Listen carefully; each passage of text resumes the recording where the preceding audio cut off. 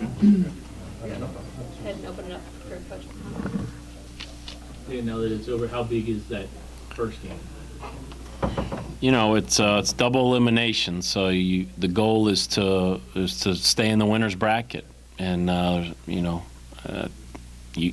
our belief is the first game is the most important game of the regional.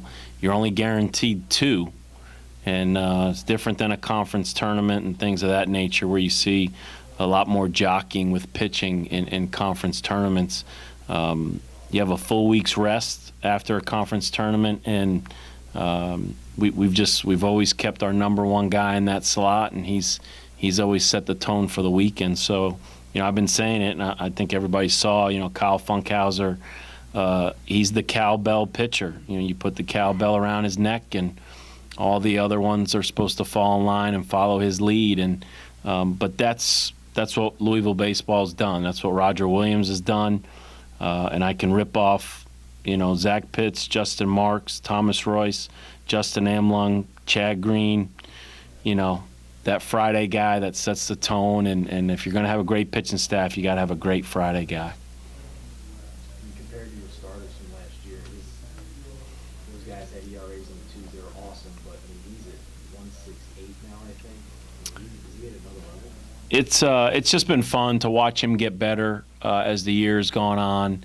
It was a goal of his. Losing your weekend rotation on a team that goes to Omaha is never easy, but it was a challenge for Coach Williams, our pitching coach, and the pitching staff. But it was a goal of Kyle's. I spoke to him in the summer. I went up to the Cape Cod League to watch these guys play, and he made it very clear then. I spoke to his dad, and you could tell this was a mission of his to be the Friday night guy here, and it's been fun just to watch him improve and get better as the year went on. And it's funny because just like you say, he gets stronger as the game goes on. I can tell you those TV velocities are slow.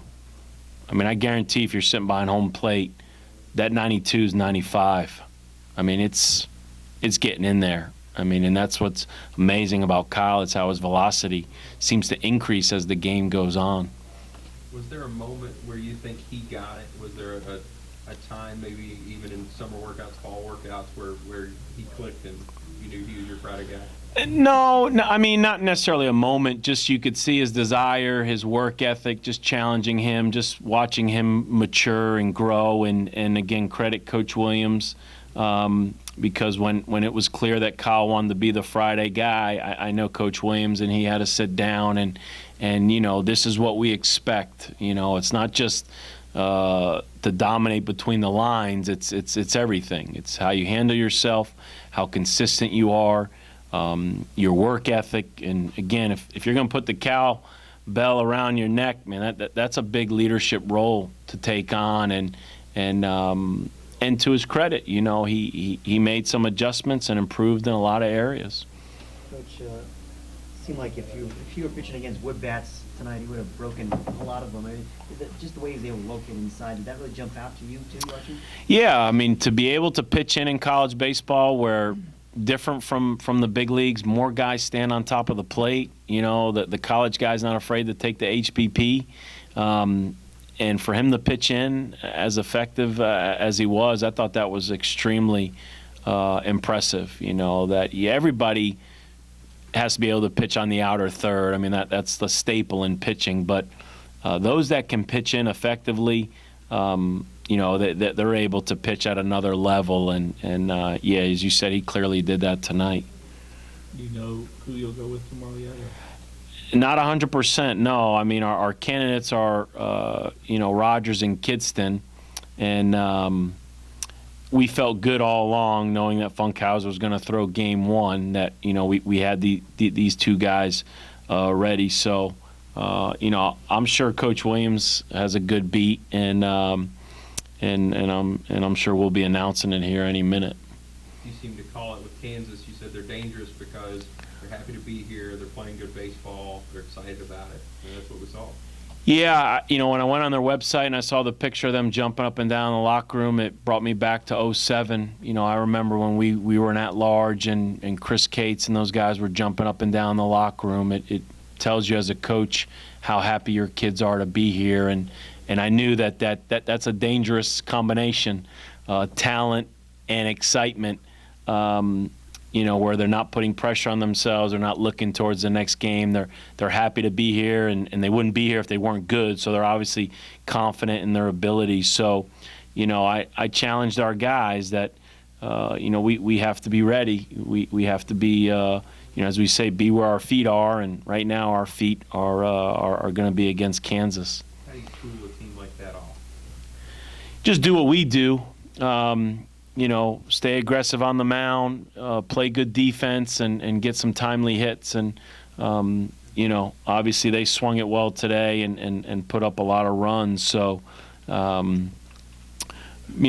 as I've said all along, focus on what we do and what we're able to do and run out there and compete. I thought we competed really well tonight. I could be hard on the offense at times, but Kent State, those are good arms. I mean, those guys ran out, 3 really good arms, and it's never easy to score on them, and that's why they're very good, and that's why they're in the postseason almost every year. And we were definitely fortunate to get some runs early and take some pressure, off the team. Ben Solak has been so good in the last couple of weeks and continued that tonight. Yeah, he's competing, just quality at bats, and he's added a new dimension. Sticking him in the 3-hole has allowed us to move Grant down to 7, and Danny Rosenbaum was in the 7 spot. And Grant was in a 3-hole for part of the year. Danny Rosenbaum was in the 5-hole.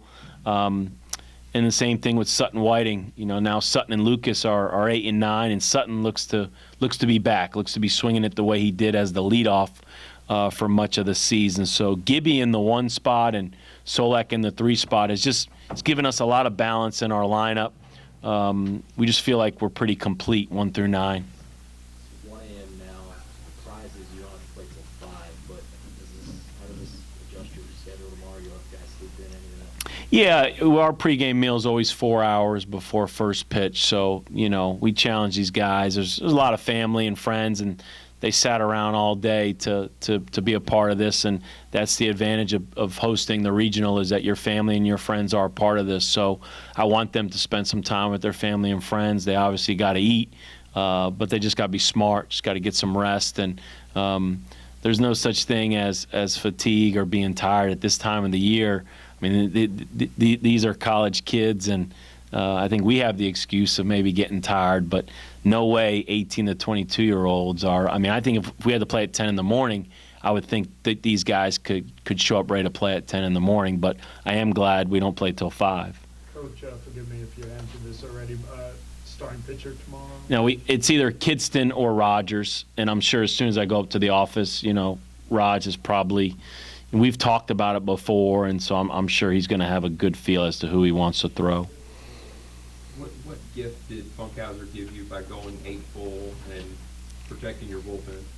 Yeah, there's no off days, different from like a conference tournament where you could get an off day if you're in the winner's bracket. You're playing hopefully 3 straight days in a row, maybe 4 straight days in a row. So McGrath had a good inning of work, and but you don't use obviously Nick Birdie, your closer. You don't use Cole Sturgeon, one of your top setup guys, and so the bullpen is fresh and. But we're going to need quality starts. You're going to need quality starts in a regional if you're going to have success. Anything more for Coach? All right, thanks. Get some rest, everyone. Follow